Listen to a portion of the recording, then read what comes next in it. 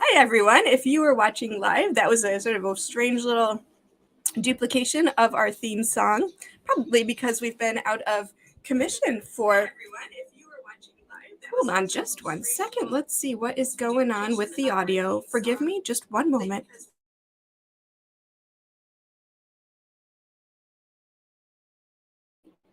There we go. Back again. Forgive the hiccups, as I was saying. Writer Mother Monster has been on hiatus for a little while, since May, so I'm a little rusty and now coming back and remembering how everything works here in StreamYard. So forgives the hiccups along the way. It's part of the chaos of Writer Mother Monsterhood. Now, welcome to the show. I am your host, Laura Ehrlich, and tonight's guest is Shin. Writer Mother Monster's conversations are streamed live on Facebook, YouTube, and Twitter, and then released as an audio podcast on all major platforms. As always, please chat with us during the interview. Your comments will appear in our broadcast studio and we'll weave them into our conversation. And a special thanks to our sponsors and patrons listed on the Writer Mother Monster website. Your support helps make this show possible. If you enjoy the episode, please become a patron or patroness to help keep this podcast going. You can look for details on the website at writermothermonster.com. Now, I'm excited to introduce Shin Yu.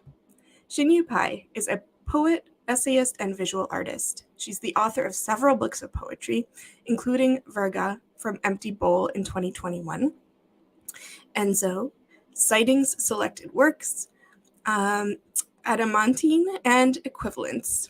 She served as the 4th Poet Laureate of the City of Redmond from 2015 to 2017 and has been an artist in residence for the Seattle Art Museum and Pacific Science Center.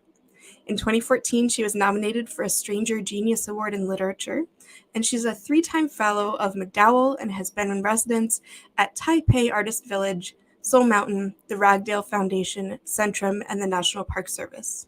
She's the creator and host of The Blue Suit, a podcast on Asian American stories for Seattle's NPR affiliate.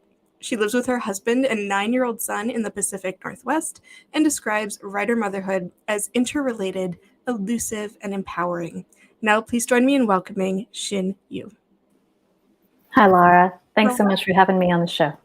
Well, thank you for joining us. And again, apologies for that funky introduction, but I'm glad you're with us. Now tell us, let's start off with those 3 words you used to describe writer motherhood. Again, those were interrelated, elusive, and empowering. Sure.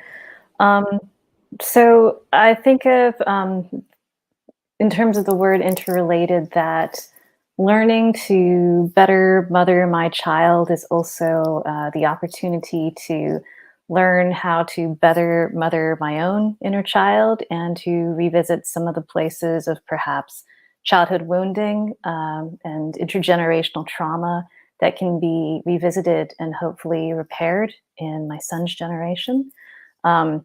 Elusive in that there are times when I feel like my partner and I hit a kind of equilibrium where we understand what our son needs and who he is and how to relate to him at a particular developmental stage.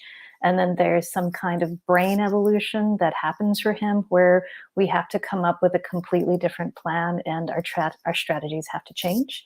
And in terms, I think, of the word empowering, it's funny because I submitted these words to you, I don't know, a couple months ago, maybe. So, you know, trying to think back into what I might have meant when I wrote that. And, you know, I think what it means to me now, like today, is that, you know, there are a lot of things that are out of our control as people, like climate change and hate crime and things that make us feel very disempowered.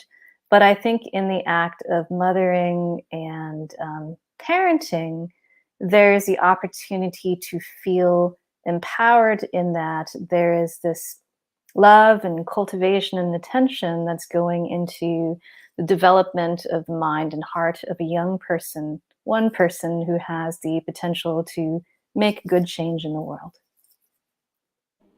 Yeah, that's beautifully said. Let's go back to that first word for a second because all of what you said is so resonant but interrelated. And we'll start with some difficult subjects right off the bat. Why not? Okay. Let's talk about intergenerational trauma. You All used right. that word. What did you mean by that? Intergenerational trauma. Well, I think what that means right now for my family and my son, because we are going through some things with, I think, school starting up and a new class and a new teacher and a group of peers. I think my son has had some struggles with regulating his emotional self. And there have been some outbursts in the classroom, I would say. And uh, I think what we've also learned is in the first couple of weeks, there were a couple of school assemblies, which my son goes to a school, a public school, where there are about 800 students. So when everybody is in the same room, it is cacophonous and overwhelming. And so those experiences, I think, have really been very destabilizing to him emotionally, and I think reminded me, or maybe revealed to me for the first time, that he's a highly sensitive person. And I think about my own childhood and how I also was a highly sensitive person, but that expressed itself in different ways or came out in different ways. And then when I think of my father's generation, my father, who is a Taiwanese immigrant, was born during wartime in Taiwan under martial law, and experienced a lot of violence from the military and from the political regime from a very young age. I grew up hearing stories from him about things like Chinese soldiers squatting in some of his parents' properties, and when there was an issue with one of his brothers or my uncles, that in order to enforce punishment against my uncle, um, the Chinese soldiers, basically threatened my father and his family. They came into the home with guns and pointed them at, the heads of his parents and his siblings. And so, intergenerational trauma, I think, traces back to, for me and my family, some of those experiences that my father had growing up under, a colonial and then a military regime, and the things that he experienced and his reasons for coming to this country. And for me, my generation, I think it's been very much about coming to terms with that history and identity, to understand what belongs to my parents and their generation and to a particular historical time versus what it means to me to be Taiwanese American.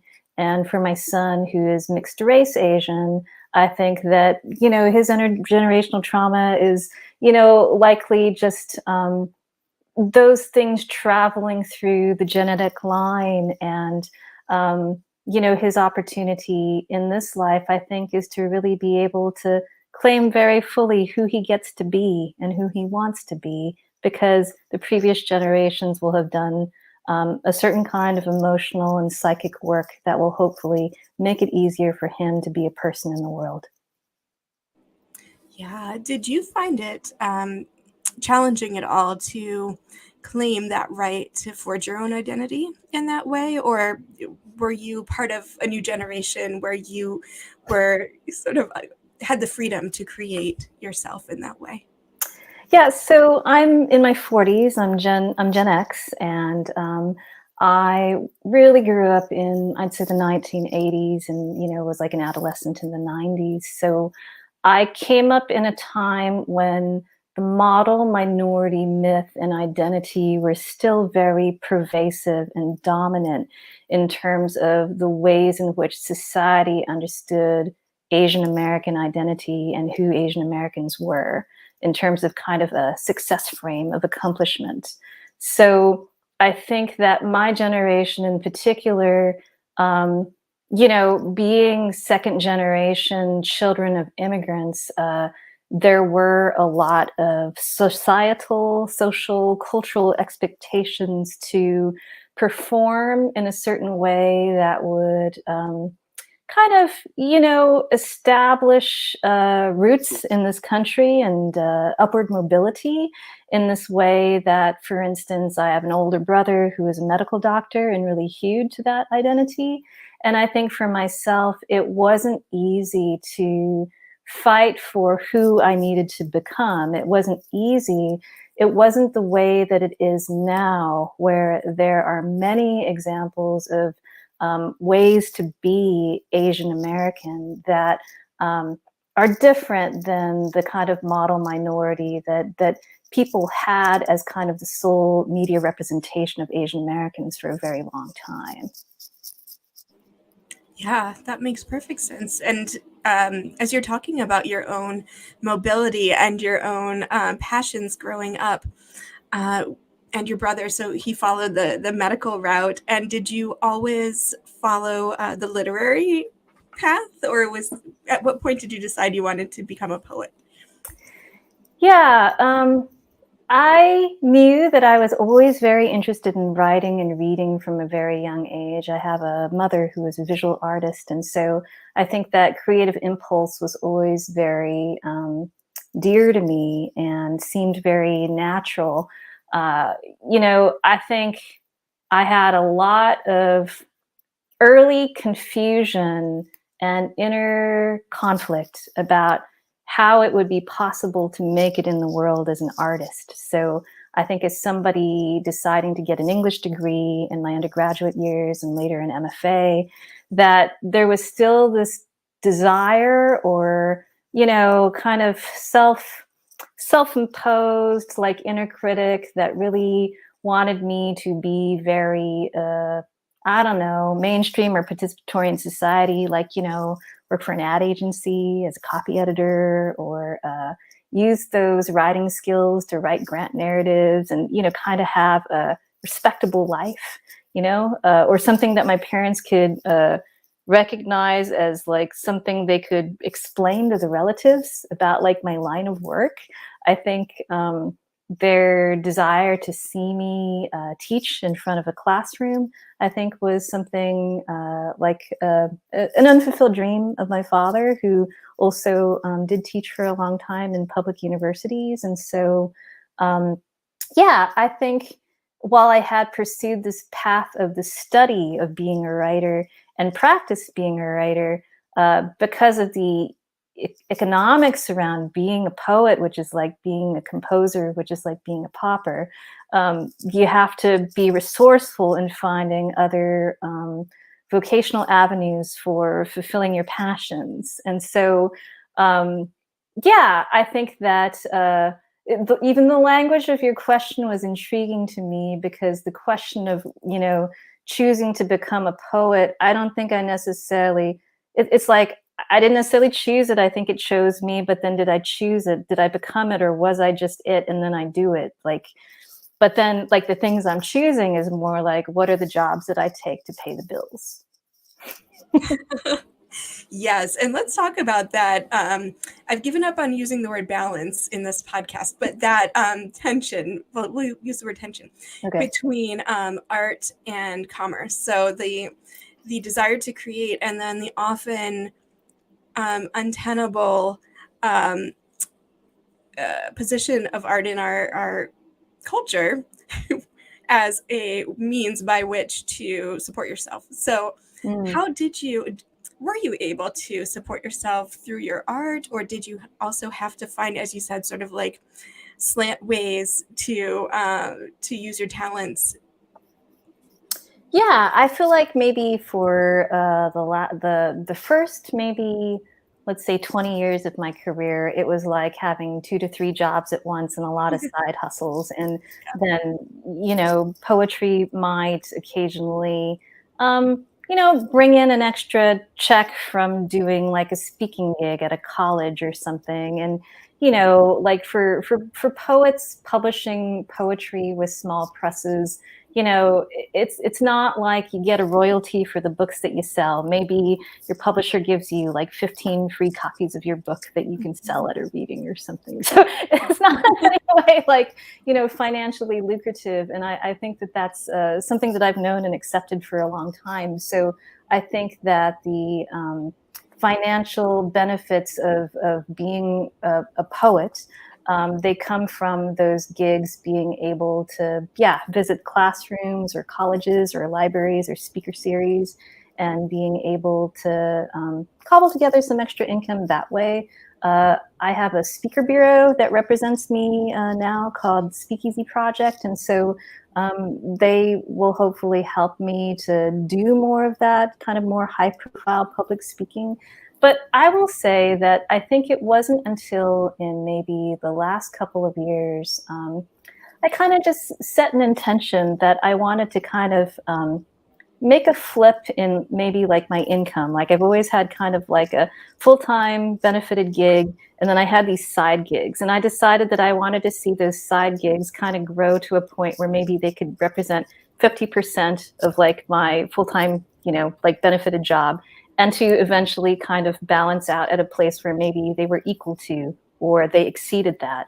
And I think I'm starting to see that flip happen with the kind of projects that I'm involved in or taking on, from working with a public radio station on a podcast, or certain kind of contracts that I think are a little bit more financially fulfilling, guest curatorial gigs, that kind of thing, for producing public events. I feel like after a lot of long years of doing a lot of things, and now focusing on the things that my skill sets are very developed around, I think there is that opportunity to make more of that living as a creative worker that wasn't necessarily possible before. Yeah, absolutely. And we'll get to some of those, as you call them, side gigs, like the podcast, which is just wonderful. But first, let's sort of shift and take all of this experience and thinking around career and art and passion, and tell me a little bit about how you bring those ideas into mothering your son, and how you are kind of helping him grow into the person that he is and will become. Yeah. What lessons am I taking from my working life? Yeah, working life and the balance. Well, I'm trying not to use that word balance, but the harmony between the day job and the poetry and the side gigs and all of these things, and the way you forged this career for yourself that has sort of diverged from the expectations that you grew up feeling beholden to, or not. Well, yeah, I mean, my parenting style is maybe a bit quirky. I don't know, like when I think sometimes about the things that I'm saying to my son, like I am highly critical of school and education as a sort of apparatus of society to socialize good and disciplined citizens. And so if my son doesn't love school, or he doesn't want to go to school, or he doesn't want to go to college someday, like those aren't the worst things. It's really good and important to be critical about why you are being trained to live within such strict parameters of time and structure. So I think one of the things that I bring to the parenting is like a mindfulness about how we aren't necessarily built or made for one size fits all structures. And if that structure isn't fitting, it isn't necessarily the problem of the individual. It can be a problem of the structure, and it can be a problem of racism, frankly. So I think in that way, what comes into my parenting style is a deep empathy and desire to center my child in the experience that he's having. He is a whole lot like me, I think, dispositionally and temperamentally, but he is not me. And I think it's important for me to not project the kind of experiences that I had on him, but to just encourage him towards finding the things that he loves and lets him become more of who he is. he is very aware that I perform on stages and that he's heard me read my work on the radio, and he's proud of those things, and he knows what they mean. And so I think that there may be a tendency in him to also love to read and to write in the way that I do. And I think I just want to be cautious that that isn't him trying to please mom, but and also that I don't know, as writers, we also have to be disruptive of the narrative and of the word and the stories that we spin out, right? And to not necessarily indulge in that fantasy. So, yeah, I don't know if that answered your question. It did. No. And I love the word disruptive too. That's a great word, I think, particularly when we're thinking about those systems like school where kids have to navigate within. Yeah. And yeah, and I think about that a lot with my own daughter, who we were talking before the show. She's in first grade, she's 6. And last year in kindergarten, I was just kind of shocked by how different school is now. And I also grew up in the 80s and 90s. And I remember kindergarten as being like you take a nap and you read books with the teacher and then you play outside and then you go home. And this was like a long day that she was spending, and they had to sit at their desks and they had to face forward. And her teacher at parent teacher conference was like, oh, well, she keeps turning around and facing the back of the room. And I was like, oh, well, I don't know, she's 5, like, you know. And I asked my daughter about that, and she's like, well, yeah, I like to look out the window at the playground. And I was like, well, of course you do. Right. You know, like, who doesn't prefer to look out the window at the playground than to look at your teacher doing like math on the blackboard? So I mean, that's just sort of a silly example, but I hear you on the navigating the independent, like encouraging the independence and free thinking within a structured system. That's very hard. Yeah. Yeah. And you said that your son, to stick with him for a second, was you said he was having some outbursts in class. Is that kind of related to that idea of sort of rebelling a little bit against that structure of school? Or his passionate outbursts have been because there is a child in his class who he has been in school with since kindergarten who often says unkind things to my son in a way that can be very triggering. This is a son. This is a child who is like I don't know if he was held back, but he's larger and more articulate and more dominant, and uses that dominance in the classroom. And it may be excessive to call the child a bully, but he has an outsized impact emotionally on my son and tends to bait him. And so this child has, I think, created some situations ongoing that make my son very sensitive. And so my son responds in a very passionate way. And we are really trying to work on helping him to become regulated and to learn to better mind his own business, because that's the only thing that he can be mindful about. Yeah, that's beautifully said. And that is so hard, I think, especially, I mean, 9 is still so young. It is. You know, and that's very challenging to deal with. So, yeah. How does mothering factor into your writing? Yeah, mothering factors into my writing a lot. When my son was born, I didn't write for probably about a year or a year and a half, and I had no idea when it was going to come back. But the first project that I did after he was born was a project that was really informed by him. So he and I and my partner used to go walking in an heirloom apple orchard in North Seattle in Carkeek Park. And it's a Seattle park that doesn't have a lot of interpretive signage or a lot known about it. But as it turns out, it's an heirloom orchard that's been in a public park for over 100 years. That was what is the word? Homesteaded. It was homesteaded by Bavarian immigrants, a woman with something like 8 children. Her name was Minna Piper. And the apples that she grafted and tended to remain there today.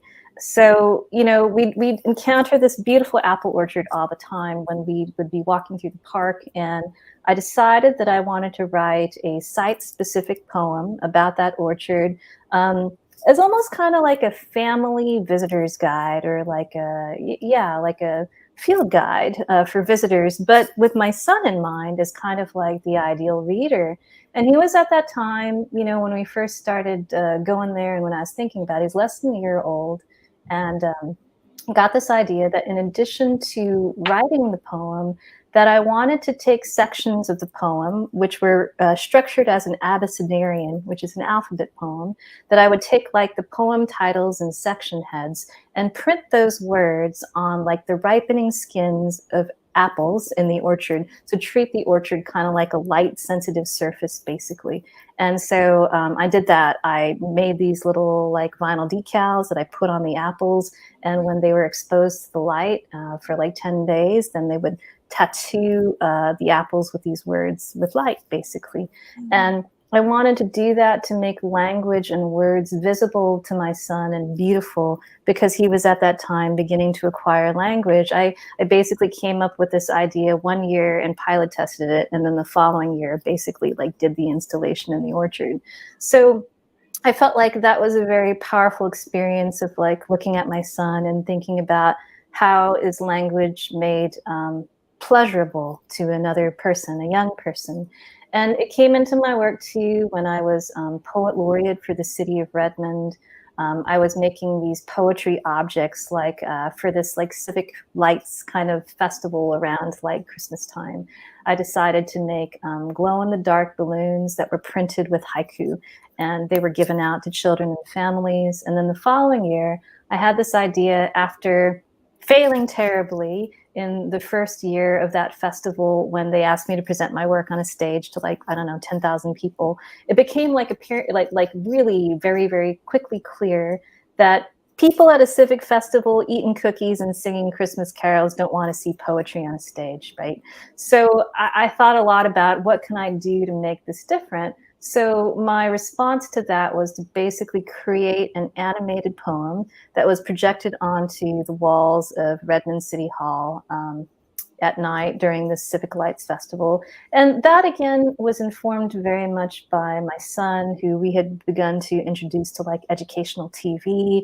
And, we didn't, give him a lot of screen time in the earlier days. And it was so interesting to kind of watch how his interest would be so deeply captured and engaged by the moving image. And so this idea then of creating the moving poem, the animated poem, that was, I think, very much a strategy that was created in response to thinking too about how he might like to encounter language or poetry in the world. Yeah. Oh, that's beautiful. Those sound incredible. Is it possible for you to share one of those, and if not one of those, then something else that you feel inspired to share with us? And I'll give you the whole screen here.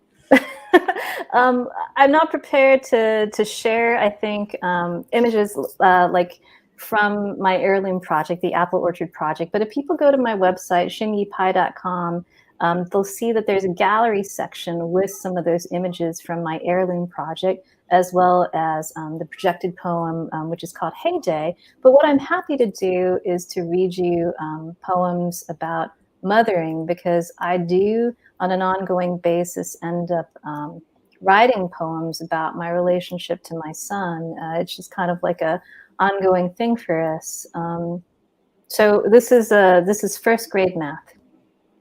My 6-year-old's brain is broken by the equation heart plus 3 equals 14. To solve for heart, sub an X like a treasure map his father gives an analogy with cookies, as I observe the confusion multiply in my son's speech. Because love is another language, because heart is not a fixed number, because my love for you is infinite. And I'll read another poem that's it's about tidying up. I don't know if you know Marie Kondo's work. She wrote a book a number of years ago. She's a Shinto priestess about cleaning up. And so this also relates to my son, tidying up. When I retire my son's well-worn clothes to the consignment pile, I reach for the maternity outfits stowed beneath the marriage bed. Reconsider the hand-me-down dress given to me by the Bellevue mom who conceived again after miscarriage. The nursing shirt worn by my college roommate after the birth of her boy. The new dress I bought myself on my nonprofit paycheck. Things I can't let go, no spark of joy, yet some other category of worth, invested with the energy of an immutable line of mothers, the aura of fecundity, garments that hum with divine life, my child now 5, reaching toward gratitude to give thanks for such. And I have other poems, but I can read more later.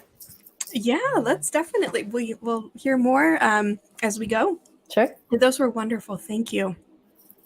Thank you. Tell me a little bit. So, we talked about early motherhood and how it was, how you sort of stopped writing for a while. And I think that's the experience that many guests on the show have articulated. Yeah. And I loved hearing how you sort of, as your son was growing, were inspired by his becoming and creating poems along with his growing up. How has poetry changed for you as he has changed and he has aged? How has poetry changed for me? Interesting. Um, yeah, so when I look at like my early work, and I've been publishing poetry, writing it for about 20 years, like a lot of the early work was very grounded in writing about the visual arts and artists, writing about Asian American identity, but through kind of like abstractly talking about the arts, like hybridity as a metaphor for like, multiple racial identities. And I think I had a habit of writing in a very sort of experimental mode that maybe made some of the narratives hard to see into sometime. And I worked a lot in the early days collaborating with artists in different disciplines. And I think the work now, especially since my son was born, is that there are more people and voices that come into the work besides my own. And I think, whereas for many years, I think before he was born, I was just beginning to maybe come into um, more activist ideas or a kind of social engagement with social issues. I think that those have really been heightened now since he has been born, and are more of a direct theme in my work, like this desire to resist hate and to create a better world for my child. Even if that world can't exist in the real world, it can exist in the world building of poetry. Yeah. Oh, let's talk a little bit more about activism and poetry and mothering. That's, I think, so vital. So tell Mm. me a bit more about that, about how it comes into the actual craft of your work, the form and the structure. How does it come into the form and the structure? I think it's more that it comes in through the content. Hmm. Yeah, the content and the ideas. Yeah, last year, for instance, I worked on this really long poem that was a piece that was looking at the alliances and intersections between Black Lives Matters and Asian activism. And that piece was a piece that, um, for me, was really seeking to, I think, center the Asian American female experience. I wrote it after the Atlanta spa shootings, and it was a piece that I was writing in conversation with an African American musician friend here in Seattle. And I think for that piece, which we ended up developing as kind of call and response back and forth, it became a project that was about looking at the kind of hate crimes that have happened to Asian Americans and to Black Americans, and looking at the places where our histories, it had commonalities, but then there might have been betrayals or breakdowns in the kind of alliances within communities and making space for stories from both.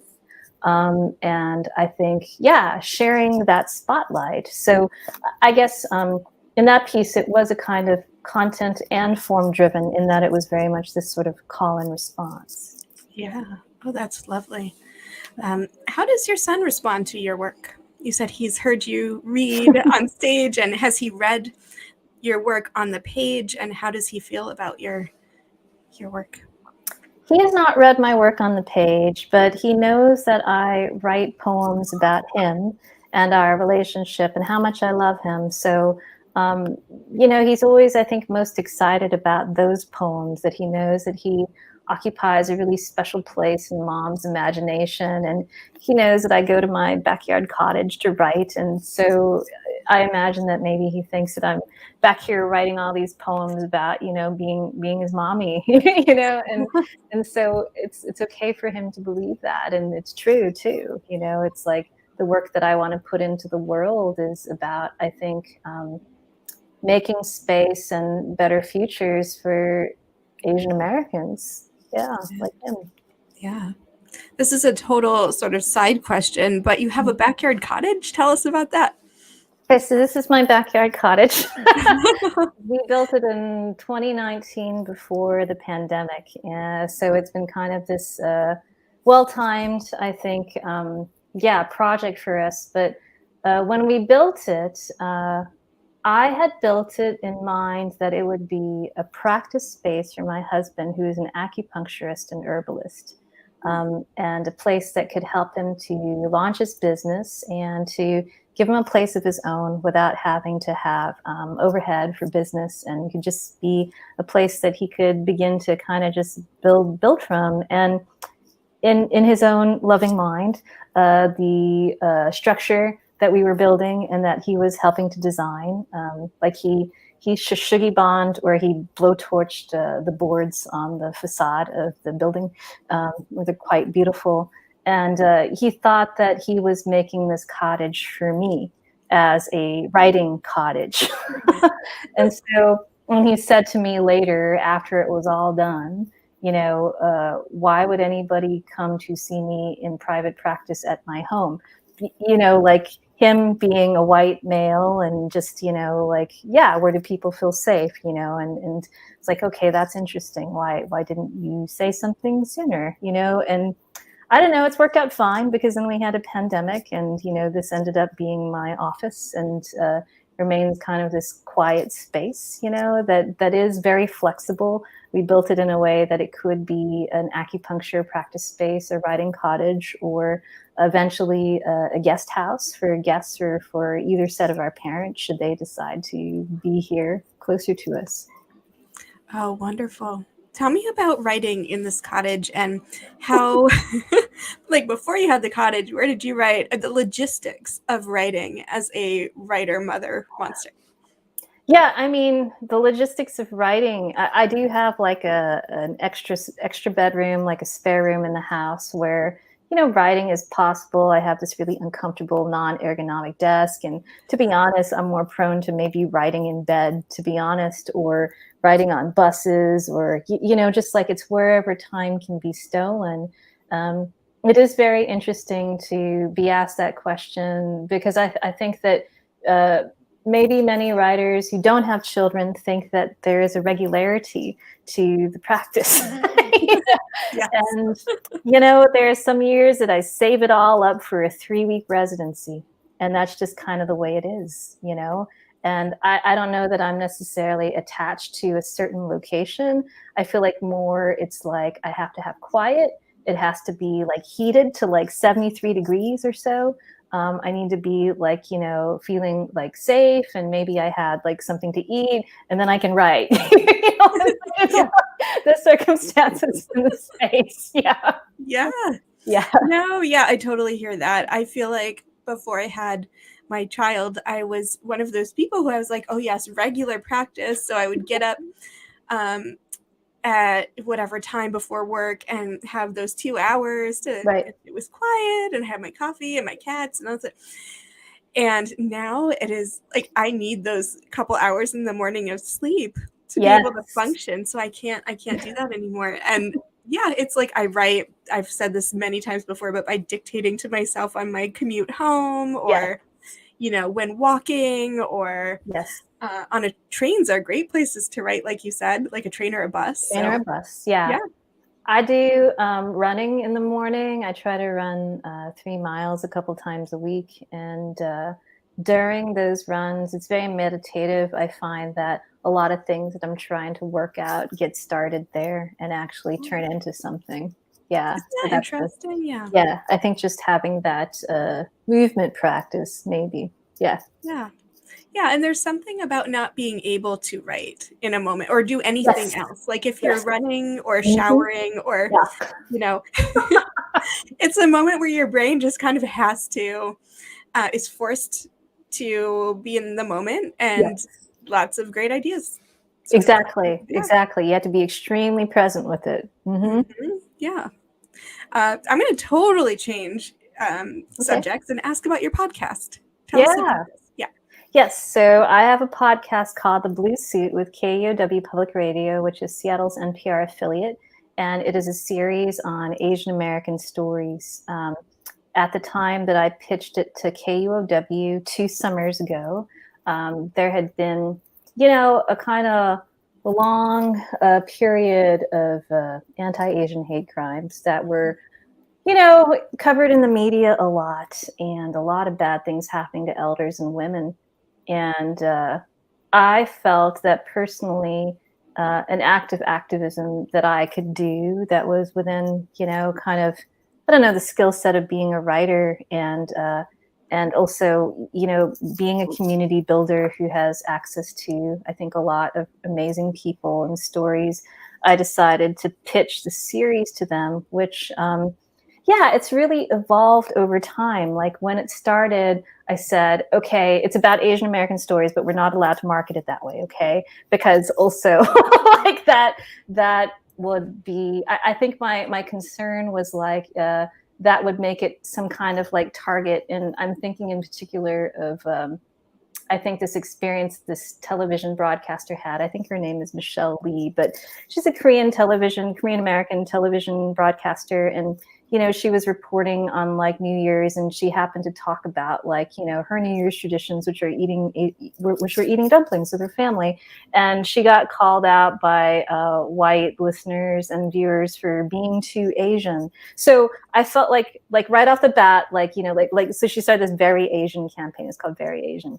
And I felt like, okay, maybe not the best strategy to just like hammer that these are Asian American stories. So the way that we're going to structure it is that we're going to tell these stories. I'm going to tell these stories by focusing on an unusual object that is owned by an Asian American individual. And through that object, which I wanted to be somehow maybe inherited or made, sometimes bought, that this object would somehow tell a personal narrative and story about the individual's personal values, but also reflect something of the current historical moment and perhaps larger cultural values, basically. It's called The Blue Suit because it's based on Andy Kim, who is a congressman in New Jersey. And I don't know if you or your listeners will know his story, but Andy Kim was present on the day of the January 6th insurrection at the Capitol. And after the rioters were cleared from the building, he helped to clean up the building after midnight. Everybody was in shock, and he just kind of took it upon himself to just go through the Capitol Rotunda and the rest of the building and just pick up trash, because that's what you do. You pick up the pieces. And he was photographed without knowing it. He was wearing this J. Crew blue suit that was very colorful and vibrant. He had no idea people had taken the pictures. And the next day, these pictures were completely viral. This Asian American public servant wearing a surgical mask and a suit. And the Smithsonian Museum eventually asked him if he would donate his blue suit to their museum as an artifact that could tell part of the story of the day that was January 6th. And after thinking about it for a while, he agreed to do that. So the suit is in the collection of the Smithsonian now. And so I wanted to tell similar stories about personal objects that might not belong in museums, but maybe they belong in museums, you know? Yeah. Oh, Yeah. that's wonderful. Yeah. Yeah. So I interview a lot of artists and activists on the show, no writers yet.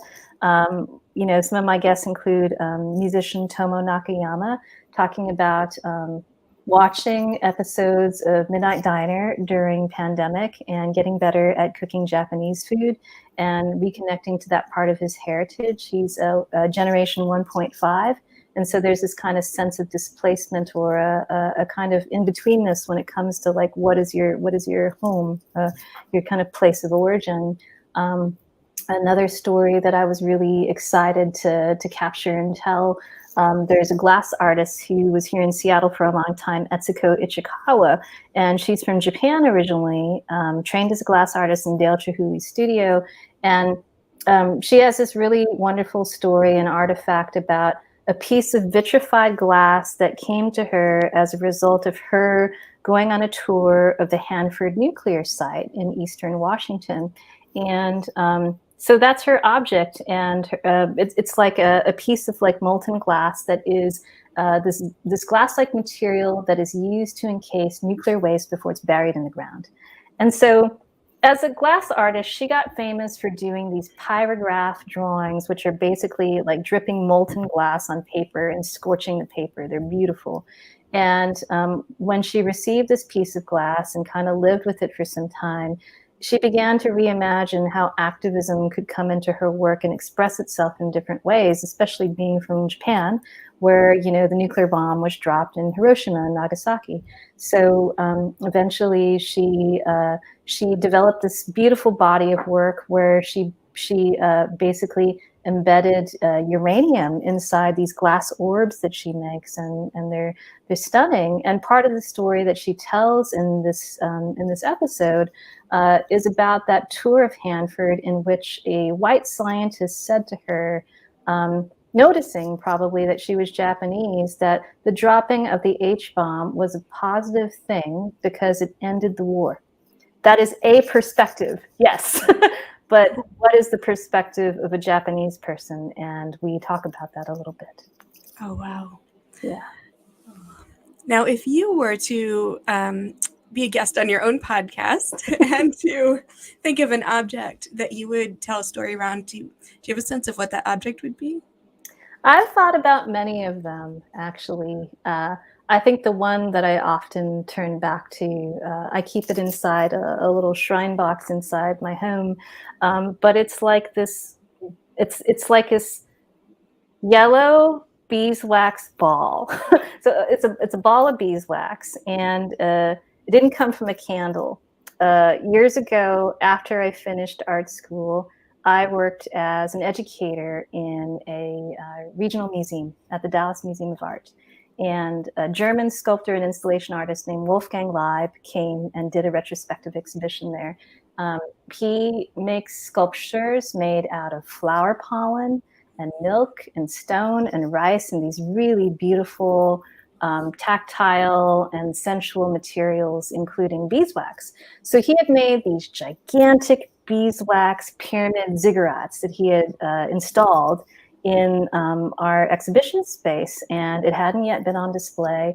And we were taking the docents, the volunteer educators, through to kind of see these works and to hear him and the curator talk a little bit about these works. And there was this extra beeswax on the ground that wasn't part of the sculpture. It had just kind of like been part of the installation and escaped. And I just kind of picked it up, scraped it off of the floor, and kind of formed it into a little ball. And I brought it home with me. And I mean, Leib is this really interesting artist in that a very spiritual quality comes through the work in the way that I think there's like a devotional aspect and sacredness to the objects that he makes. And in my own poetry and poetics, I want to bring that sense of devotion. And so this particular ball of beeswax has kind of served in some ways as almost like a totem or a reminder of that intersection between the sacred and the creative.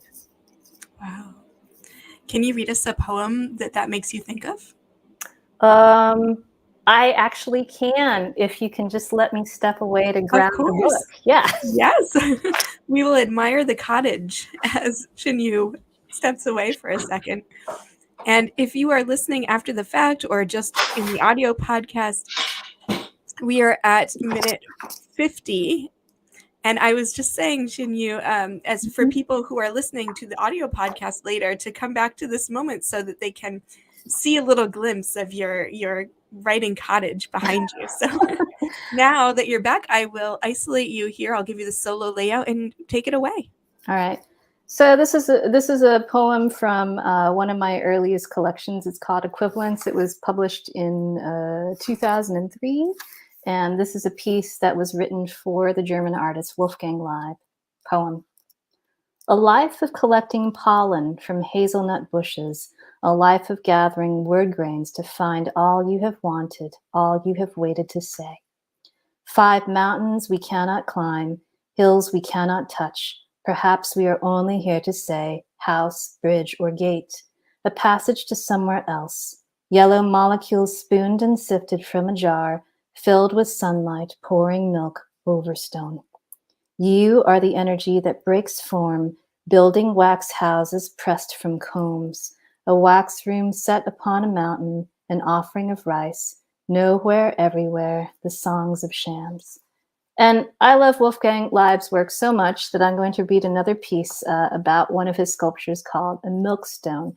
The milkstone is just a giant slab of white marble that has been sanded down. The surface of it has been sanded down so that there's a kind of groove or a surface where milk can be poured into this kind of dip or divot in the stone, and it creates a very beautiful effect. So this piece is called Milkstone. The splash and spread of milk poured over stone, like paint applied to wet watercolor paper. The slow bleed to edge, milk on Macedonian marble, tension of liquid on solid surface, purer than pigment, laid over unprimed canvas by Robert Ryman, caked with paint, white on white, a circle of milk poured and pulled into a square. Finger drawn, milk mandala, to flood the gates, turn a finger inwards. Throwing a glance, the Buddha lifted a finger in a crowd of thousands, gesture overflowing fullness, liquid trails gliding into seamless, trembling being. Thank you. Thank you. And I know we have just a few minutes left, so I'm going to end by asking you if you had a message for other writer mother monsters out there who are listening, who might be struggling with all of these different passions and responsibilities, and really looking to elevate their, as you said, their side gigs to the fore. What would you say? What would you say to these writer mother monsters? Yeah, I think, ambition can be tremendously powerful in getting us to the place that we aspire to be. And, that definitely takes time, but I think more than time, it's important to remember the self-care that's necessary to not burn out when you're chasing more than one dream, and also tasked with, the care and well-being of another human being. There's so much to take on, and it is important to put things aside sometime so that you can integrate and be a whole person, and that wholeness comes with time. Yeah, I think that's such an important message and something I'm still learning. So thank you for articulating that, and thank you so much for joining us for this really thoughtful and insightful conversation. It's been such a pleasure. It was my pleasure. It was so much fun. Thank you, Laura. Yes, thank you. Please come back soon and we'll be in touch, and thank you. Thank you. And thank you all for joining us today. I hope you enjoyed the conversation as much as I did. And again, if you're a listener of this episode or any others, please consider becoming a patron or patroness to help me keep this show going. It's a one-woman show, and as you saw from the opening credits, sometimes I need a little help. So if you're willing to help, go to writermothermonster.com, learn more about becoming a sponsor or patron or patroness. And thank you all. Now that we're back weekly, I'll see you next week.